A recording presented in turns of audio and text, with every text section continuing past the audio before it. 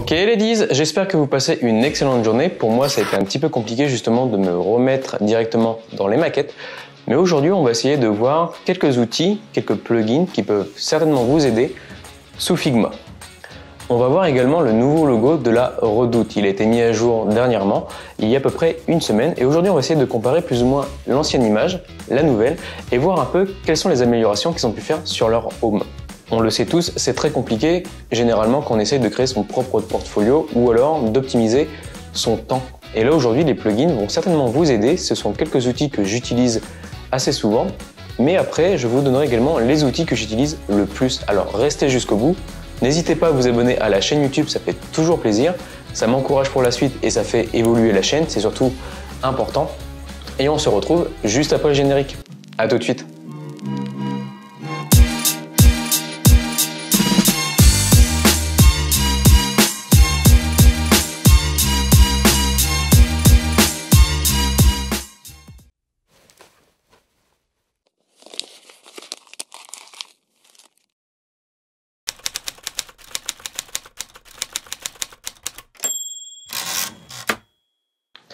Quand on crée une maquette, généralement c'est toujours compliqué justement de faire de la collaboration avec un développeur ou même de partager les fichiers entre collègues. À l'ancienne, si on revient un petit peu avant, à l'époque on travaillait directement, moi en tout cas je travaillais directement sous Photoshop, je faisais quelques maquettes et je le passais des fois à mon collègue. Et les plateformes collaboratives, ça n'existait pas forcément. Et c'était parfois compliqué pour les designers, les développeurs de récupérer les fichiers. Et je ne parle même pas des développeurs qui derrière eux devaient découper et mettre en ligne leur site. Et là c'était très compliqué justement de mettre tout ça en place. Aujourd'hui c'est beaucoup plus simple, on a des outils comme XD, Sketch ou Figma qui permettent justement de simplifier ces process et qui nous permettent justement de gagner du temps et d'optimiser justement nos échanges entre collègues ou même entre clients. Au début, quand je faisais des logos, je parlais également des bootcamps, mais les bootcamps peuvent être aussi utiles, aussi bien pour le web. N'hésitez pas à créer un fichier pour vous et essayez de travailler régulièrement avec des petits templates, des petites maquettes ou des plugins que vous voulez essayer pendant 15 à 20 minutes. Pourquoi? Ça vous permet justement de vous améliorer en utilisant des plugins, de vous mettre en veille sur ce qui peut se passer sous Figma ou sous le logiciel que vous utilisez, par exemple XD ou Sketch. Et ça vous permet justement de vous mettre en condition pour vous améliorer en termes de productivité et également en design. Par exemple, si je prends la Home 1, ça vous permet justement de ranger très vite votre menu, les contents et les backgrounds. Après, vous pouvez même créer différents styles de grid. Ça vous permet justement de placer vos éléments très vite et de savoir comment vous allez pouvoir hiérarchiser les informations, placer vos contenus. Vous n'êtes pas obligé par exemple de mettre des photos, vous pouvez mettre du lorem ipsum, vous pouvez mettre des blocs blancs. Ça vous permet justement de savoir comment créer un wireframe très vite. Mais vous avez des plugins pour ça et c'est ce qu'on va voir tout de suite. Moi je préfère faire les wireframes à l'ancienne. Généralement je discute avec le développeur en fonction de ce que lui il va utiliser comme technologie ou si par exemple il a des idées de conception, ça me permet d'échanger avec lui justement pour créer ce wireframe en accord avec ce qu'il m'aura donné comme information et ça nous permet justement de faire des discussions. Après vous pouvez utiliser Figma. Vous avez un plugin qui s'appelle Wireframe, c'est très simple à mettre en place et très simple à utiliser. Vous avez juste à faire un glisser-déposer sur votre maquette et après c'est très simple justement de l'utiliser. Ça c'est le premier outil. Après pour les personnes par exemple qui ont créé leur design d'interface, ils ont une maquette, des fois on a envie justement de le mettre en situation juste pour faire une présentation auprès du client ou alors pourquoi pas le mettre en condition pour faire une publication sur Instagram, sur Behance, Dribbble ou alors tout simplement pour le mettre sur son portfolio. Dans ces moments, on va utiliser Photoshop pour faire des montages photos, mais vous pouvez utiliser sous Figma Mockup Studio. C'est très simple, vous sélectionnez votre home, votre maquette, et en fonction de la taille d'écran que vous voulez, de votre device, vous avez juste à le sélectionner si par exemple il est sous smartphone ou s'il est sur une version PC. Moi j'utilise principalement Iconify, mais vous avez Feather Icons qui est un très bon plugin justement pour avoir les mêmes icônes dans le même style. C'est très simple d'utilisation, vous avez juste à le mettre en place et après à faire un glisser-déposer sur vos maquettes. Et ça peut vous faire gagner beaucoup de temps. Avant de finir dans les plugins, on va aller directement sur la nouvelle image de la Redoute. Donc l'image, si je me souviens, elle a été créée en 2013 et aujourd'hui ils l'ont mis au goût du jour. La majorité des marques aujourd'hui étaient principalement sur le blending, c'est-à-dire que chacun avait une typo assez neutre et qui pouvaient correspondre à n'importe quelle marque, comme par exemple Chanel, Yves Saint Laurent, qui avaient changé leur typographie. Aujourd'hui, on se retourne plus sur des typos personnalisés et aujourd'hui, chaque société, chaque entreprise essaye de trouver de l'originalité dans leur marque et essaye de plus en plus de retrouver un côté traditionnel, moderne, mais essaye surtout de ne pas copier leurs concurrents. D'où le blending qui était à la base une tendance graphique qui fonctionne très bien en termes de visuel, mais qui malheureusement permet de confondre certaines marques parce qu'il n'y a aucune originalité et tout le monde peut se ressembler.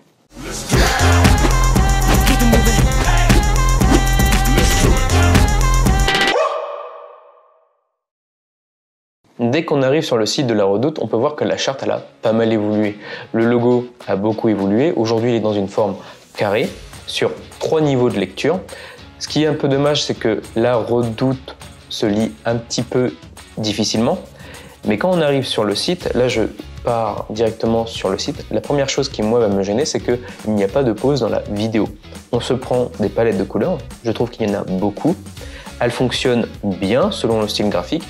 Je vais mettre principalement une vidéo de présentation du logo.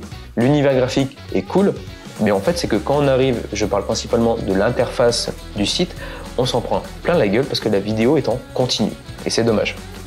On peut le dire, La Redoute a quand même des moyens pour faire une nouvelle image de com. Ils ont quand même de beaux visuels. Les couleurs qu'ils ont choisies sont assez flashy. Elles sont moins neutres qu'elles ne l'étaient avant. Cependant, il y a quand même quelques petites incohérences et quelques problèmes visuels que l'on peut retrouver, par exemple juste un système de lecture, par exemple la sélection rêvée pour votre canton est un petit peu illisible sur la photo, mais on peut voir que le logo La Redoute peut fonctionner avec des sous-catégories, La Redoute Collection par exemple, qui est adaptable. Donc c'est bien parce que le logo, les marques aujourd'hui sont beaucoup plus sur des logos modulables en fonction de leur support de communication ou en fonction également de leur service peuvent moduler le logo. Et ça, je trouve ça cool et c'est surtout intéressant parce qu'aujourd'hui, on parle principalement sur ce type de style. Moi, je parle principalement de logo modulable parce qu'en fait, d'un support de com, on peut le varier, on garde un symbole principal, mais en fonction des secteurs, des services que l'on peut proposer, on peut le changer. Et c'est exactement ce que fait La Redoute en fonction de ses secteurs et également en fonction de sa palette de couleurs, elle peut varier justement toutes ces branches. Et ça, c'est quand même cool. Mais je trouve qu'il y a quand même un petit peu trop de couleurs. 5 couleurs, c'est suffisant. Là, il y en a vraiment beaucoup pour le coup. On retourne sur Figma et on va essayer justement de finir les plugins. Il en restait 2 ou 3. Juste avant, on avait parlé des wireframes et justement de la construction que vous pouvez avoir en discutant avec les développeurs ou en partant directement avec le cahier des charges du client. Des fois, vous avez besoin d'illustrations, donc vous pouvez utiliser par exemple le plugin Blush. C'est très simple, vous avez des illustrateurs qui publient directement leurs illustrations, qu'ils créent au fur et à mesure. Des fois, il y en a qui vont être gratuites et des fois, il y en a qui vont être payantes. C'est normal, en fonction du style et de la rareté de l'illustration, vous allez devoir mettre un coup sur la table. Mais Blush est très pratique si par exemple vous souhaitez utiliser des illustrations très rapidement. On a toujours besoin de visuels pour agrémenter nos maquettes. C'est un outil que j'utilise très souvent. On peut avoir Pexel, mais moi sur Figma, j'utilise principalement Unsplash. Si par exemple je crée un wireframe très vite avec juste des blocs blancs et gris pour savoir où je vais poser mes visuels, j'ai juste à aller sur Unsplash et aller chercher quelques photos en fonction du secteur et de l'ambiance de la maquette. Vous avez juste à sélectionner votre bloc sous Figma et justement à cliquer sur Unsplash pour qu'il charge directement le visuel sur votre template. Ça, c'est l'un des outils que j'utilise le plus et qui est très facile à prendre en main. On va retrouver Iconify, qui est l'outil que j'utilise le plus en ce qui concerne la recherche d'icônes.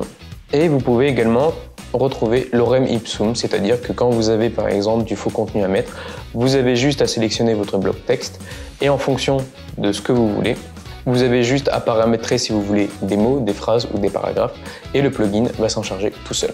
Très facile d'utilisation et surtout si vous voulez faire des wireframes très vite, vous pouvez.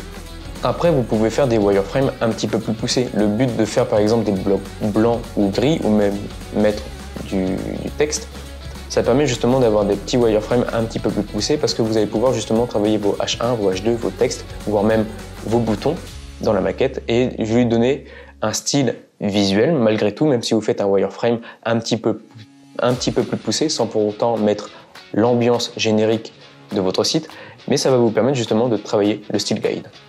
En tout cas, n'hésitez pas à faire des petits exercices au fur et à mesure, à faire des bootcamps régulièrement. Ça vous permet de vous entraîner et ça vous permet également d'optimiser votre temps en prenant les bonnes pratiques et en ayant justement les bonnes astuces. Ça va vous permettre justement d'avoir une productivité beaucoup plus rapide et justement d'agrémenter votre portfolio parce qu'au final, vous faites des visuels. C'est dommage de ne pas les montrer, surtout si par exemple, ça peut être intéressant pour les autres, voire même pour vous. Si vous avez un retour constructif, c'est avantageux.